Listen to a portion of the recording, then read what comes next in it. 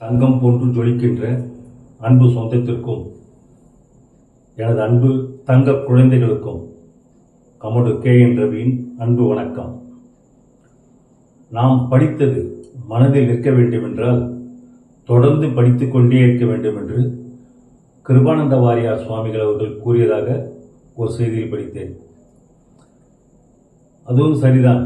ஏனென்றால் AI போன்ற computer technology பற்றி நாம் தெரிந்திருந்தாலும் அதை பற்றி தொடர்ந்து ஏதேனும் கற்றுக்கொண்டே இருந்தால்தான் இன்றைய கம்ப்யூட்டர் டெக்னாலஜிக்கு ஏற்றாற்போல் நாம் நமது செயலால் வெற்றி காண முடியும். அதேபோன்று நமது உடல் ஆரோக்கியமாக இருக்க வேண்டும் என்றால் வாழ்நாள் முழுவதும் தொடர்ந்து தினமும் உடற்பயிற்சி செய்து கொண்டே இருந்தால்தான் வாழ்நாள் முழுவதும் நமது உடல் ஆரோக்கியமாக இருக்கும். ஒரு கை வலிக்கின்றது என்று இந்த கை வலிக்கின்றது என்று நாம் அப்படியே அந்த கைக்கு வேலை கொடுக்காமல் அப்படியே விட்டுவிட்டால் 3 மாதம் பிறகு இந்த கை செயலிழந்துவிடும்.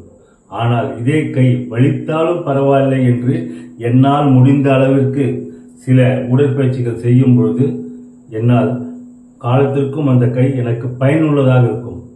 அப்படித்தான் உடற்பயிற்சி தொடர்ந்து செய்து கொண்டே இருக்க வேண்டும். அதே போன்று மனப்பயிற்சி, நாம் தினமும் நான் நன்றாக ஆரோக்கியமாக இருக்கின்றேன், காலையில் எழும்போதே இன்றைய பொழுது எல்லாம் சந்தோஷமாக இருக்கும் என்பது போன்ற தொடர்ந்து மனப்பயிற்சி நம்பிக்கையோடு செய்து வந்தால் அந்த மனம் என்றென்றும் நமக்கு சந்தோஷத்தை தரும். நமது வாழ்நாளில் நாம் ஒவ்வொரு நாளும் ஓரளவிற்கு முன்னேறி கொண்டே செல்ல வேண்டும். அந்த முன்னேற்ற பாதையை நோக்கி நமது குழந்தைகள் சென்று கொண்டே இருந்து அவர்களும் முன்னேறி நாட்டையும் முன்னேற்ற வேண்டும்.